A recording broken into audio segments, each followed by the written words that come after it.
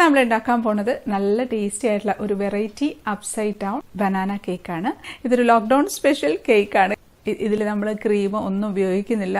പിന്നെ ഈ ഒരു കേക്കും എല്ലാ കേക്കുകളും പോലെ തന്നെ ഓവനും ബീറ്ററും ഇല്ലാതെ മിക്സിയിലാണ് തയ്യാറാക്കുന്നത്. അതുകൊണ്ട് തന്നെ എല്ലാവർക്കും ഉണ്ടാക്കാം. പഴമൊന്നും ഇഷ്ടമില്ലാത്ത കുട്ടികൾക്ക് പോലും ഇഷ്ടപ്പെടുന്ന ഒരു കേക്കാണ്. പിന്നെ നമ്മുടെ ചിക്കൂസ് ഡേ ഗിവ് അവേയുടെ മെയ് മാസത്തേക്കുള്ള എൻട്രികൾ അയക്കേണ്ട അവസാന ദിവസം ഇന്ന് മെയ് 31, 2021 നാളെ മുതൽ വരുന്നതെല്ലാം അടുത്ത മാസത്തെ ഗിവ് അവേക്കുള്ള എൻട്രികളായിട്ടാണ് കണക്കാക്കുക.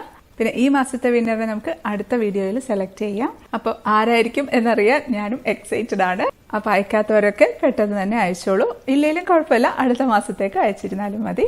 അപ്പോൾ നമുക്ക് റെസിപ്പിയിലേക്ക് പോവാം. അപ്പോൾ നമ്മുടെ lockdown special easy banana upside down cake ഉണ്ടാക്കാനായിട്ട് ഒരു നേന്ത്രപ്പഴാട്ടോ എടുത്തിരിക്കുന്നത്.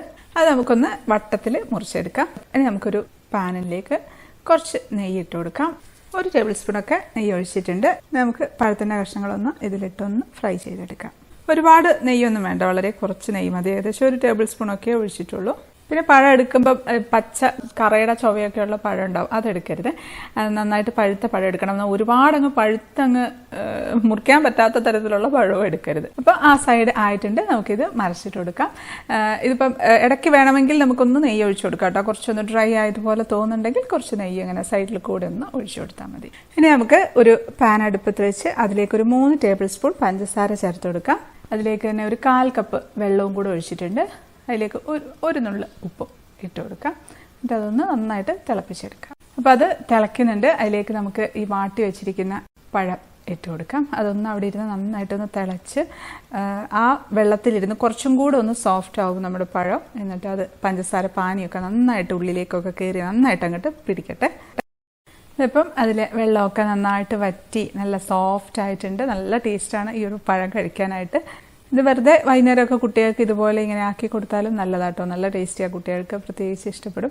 അപ്പോൾ അങ്ങനെ ചെയ്യുന്ന സമയത്ത് നമുക്ക് കുറച്ച് ഏലക്കാപ്പൊടിയും കൂടെ ആ വെള്ളത്തിലിട്ടിട്ട് അതിനുശേഷം പഴം ഇട്ട് വേവിക്കുകയാണെങ്കിൽ ആ പഴത്തേലോട്ടും ഏലക്കായുടെ ടേസ്റ്റൊക്കെ കൂടെ പിടിക്കും.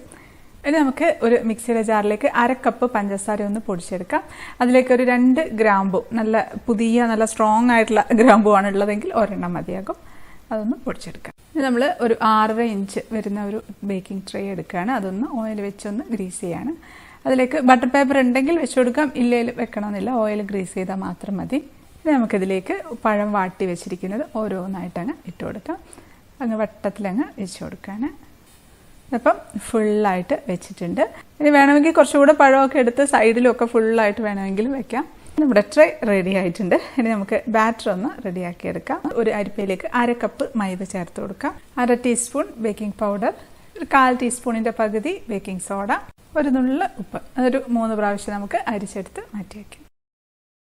ഇനി നമുക്കൊരു 5-6 അണ്ടിപ്പരിപ്പ് ജസ്റ്റ് ഒന്ന് ക്രഷ് ചെയ്തതാണ്. അതിലേക്ക് നമ്മൾ ഈ മിക്സ് ചെയ്ത് വെച്ചിരിക്കുന്ന മൈദയുടെ കൂട്ടുന്ന കുറച്ചെടുത്തൊന്ന് മിക്സാക്കി എടുത്ത് വെക്കുകയാണേ. ഇനി നമുക്കൊരു മിക്സിയുടെ ജാറിലേക്ക് ഒരു മുട്ട പൊട്ടിച്ചൊഴിക്കാം. 1/2 ടീസ്പൂൺ വാനില എസൻസും കൂടെ ഒഴിച്ചു കൊടുക്കാം. അത് നന്നായിട്ടൊന്ന് അടിച്ചെടുക്കാം. അപ്പോൾ നന്നായിട്ട് അടിച്ചെടുത്തിട്ടുണ്ട്. ഇനി ഇതിലേക്ക് നമുക്കൊരു 1/4 കപ്പ് സൺഫ്ലവർ ഓയിലാണ് ഒഴിച്ചു കൊടുക്കുന്നത്. ബട്ടർ ഒഴിക്കണമെങ്കിൽ ബട്ടർ മെൽറ്റ് ചെയ്തിട്ട് ഒഴിച്ചിരുന്നാലും മതി. ഒരുപാട് സമയം അടിക്കേണ്ട, ലോ സ്പീഡിലിട്ട് അടിച്ചാൽ മതി. ഇനി അതിലേക്ക് നമുക്ക് പൊടിച്ചു വെച്ചിരിക്കുന്ന പഞ്ചസാര ചേർത്ത് കൊടുക്കാം. അതോടെ ചേർത്തിട്ട് ഒന്ന് അടിച്ചെടുക്കാം. അതും ലോ സ്പീഡിലിട്ട് ഒന്ന് അടിച്ചെടുത്താൽ മതി. ഇനി നമുക്കിതൊരു ബൗളിലേക്ക് ഒഴിച്ചു കൊടുക്കാം. ഇനി നമ്മൾ നേരത്തെ പഞ്ചസാര പൊടിച്ചു വെച്ച മിക്സിയുടെ ജാറിലേക്ക് തന്നെ ഒരു പഴത്തിൻ്റെ, ഒരു നേന്ത്രപ്പഴം, വലിയ നേന്ത്രപ്പഴമാണ് കേട്ടോ, അതുകൊണ്ടാണ് പകുതി എടുത്തത്. ചെറിയ നേന്ത്രപ്പഴമാണെങ്കിൽ 1 എടുക്കാം. അതൊന്ന് അടിച്ചെടുക്കാം. നമ്മൾ നന്നായിട്ട് അരച്ച പഴത്തിൻ്റെ പേസ്റ്റ് അത് നമുക്ക് ഈ ബൗളിലേക്ക് തന്നെ അങ്ങ് ഒഴിച്ചു കൊടുക്കാം. അതൊന്ന് മിക്സാക്കി എടുക്കുകയാണ്. അപ്പോൾ പഴം നന്നായിട്ട് മിക്സ് ആയിട്ടുണ്ട്. ഇനി അതിലേക്ക് നമുക്ക് ഡ്രൈ ഇൻഗ്രീഡിയൻസ് കുറേശ്ശെയായിട്ട് മിക്സ് ചെയ്ത് കൊടുക്കാം. ഒരു 3 പ്രാവശ്യമായിട്ട് കുറേശ്ശെയായിട്ട് അങ്ങ് മിക്സ് ചെയ്തെടുത്താൽ മതി. ഇനി നമുക്കിതിലേക്ക് കാഷ്യൂ നട്ട്സ് മിക്സ് ചെയ്ത് വെച്ചില്ലേ മൈദയിൽ, അതിട്ട് കൊടുക്കാം. അതോടെ ഇട്ടിട്ട് നന്നായിട്ടൊന്ന് മിക്സ് ചെയ്തെടുക്കാം. അപ്പം മിക്സ് ചെയ്ത് എടുത്തിട്ടുണ്ട്. ഇനി നമുക്കിത് നമ്മുടെ പ്രിപ്പയർ ചെയ്ത് വെച്ചിരിക്കുന്ന ബേക്കിംഗ് ട്രേയിലേക്ക് ഒഴിച്ചു കൊടുക്കാം. നമുക്കിത് നന്നായിട്ടൊന്ന് ടാപ്പ് ചെയ്ത് കൊടുക്കാം. നമ്മുടെ ഓവൻ സെറ്റപ്പ് അവിടെ ചൂടായിക്കൊണ്ടിരിക്കുകയാണ് കേട്ടോ. ഒരു 10 മിനിറ്റ് ആയിട്ട് മീഡിയം ഫ്ലെയിമിൽ ചൂടായിക്കൊണ്ടിരിക്കുകയാണ്. ഇനി നമുക്കിത് നമ്മുടെ ഓവൻ സെറ്റപ്പിലേക്ക് വെച്ച് കൊടുക്കാം. നല്ല ചൂടായിരിക്കുന്ന ഓവൻ സെറ്റപ്പാണ്. സാധാരണ ഒരു അലൂമിനിയം പാത്രമാണ്. അതിലൊരു റിങ് ഇറക്കി വെച്ചിട്ടുണ്ട്. ബേക്കിംഗ് ട്രേ ചെറുതായതുകൊണ്ട് മാത്രം ഒരു അടപ്പ് വെച്ചിട്ടുണ്ട്, അത്രയേ ഉള്ളൂ. ഇതില്ലെങ്കിൽ കുക്കറിലായാലും മതി, ഏത് പാത്രമായാലും കുഴപ്പമില്ല. സ്റ്റീലിൻ്റെ പാത്രം എടുക്കേണ്ടതെന്നേ ഉള്ളൂ. അത് വെച്ചിട്ടുണ്ട്. നമുക്ക് അടച്ചു വെച്ച് ഒരു മീഡിയം ഫ്ലെയിമിൽ തന്നെ ബേക്ക് ചെയ്തെടുക്കാം.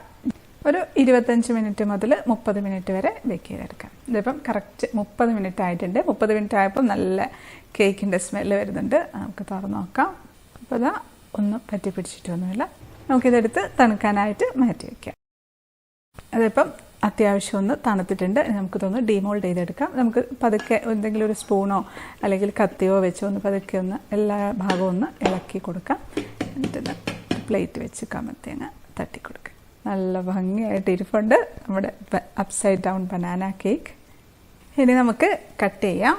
അപ്പോൾ ശരിക്കും നമ്മൾ എത്ര പെട്ടെന്ന് കഴിഞ്ഞു. ഇപ്പോൾ ലോക്ക്ഡൗൺ സമയത്ത് ക്രീമൊന്നും ഇല്ലാതെ ഇരിക്കുന്ന സമയത്ത് നമുക്ക് പെട്ടെന്ന് തന്നെ ഉണ്ടാക്കിയെടുക്കാൻ പറ്റിയിട്ടുള്ള ഒരു കേക്കാണ്. പഴമൊക്കെ കഴിക്കാത്ത കുട്ടികളാണെങ്കിൽ ഇത് നല്ല സുന്ദരമായിട്ട് കഴിച്ചു പോയിക്കോളും. അപ്പോൾ ഇതാ കട്ട് ചെയ്തെടുത്തിട്ടുണ്ട്.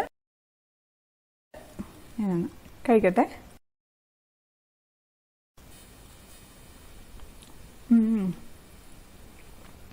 നല്ല ടേസ്റ്റ് ഉണ്ട്. എന്താ പറയുക, നല്ല ടേസ്റ്റി ആയിട്ടുള്ളൊരു പഴം കേട്ടോ. അതിൻ്റെ കൂടെ ആ കേക്കും കൂടെ വരുമ്പോഴത്തേക്കും നമുക്ക് ക്രീമൊന്നും ഇല്ലെങ്കിലും നല്ല ടേസ്റ്റി ആയിട്ടുള്ള ഒരു കേക്ക് കഴിക്കാം. കേക്കാണെങ്കിലും നല്ല സോഫ്റ്റ് ആയിട്ടുള്ള കേക്കുമാണ്. തീർച്ചയായിട്ടും ഇഷ്ടപ്പെടും. പിന്നെ ഇത് കേക്ക് എന്ന് മാത്രമല്ല, വൈകുന്നേരമൊക്കെ ഈവനിങ് സ്നാക്കായിട്ടൊക്കെ ഉണ്ടാക്കുകയും ചെയ്യാം. അപ്പോൾ എല്ലാവരും ഉണ്ടാക്കി നോക്കണം. എളുപ്പത്തിൽ തയ്യാറാക്കാൻ പറ്റിയിട്ടുള്ള ഒരു അടിപൊളി അപ്സൈഡ് ഡൗൺ ബനാന കേക്കാണ്.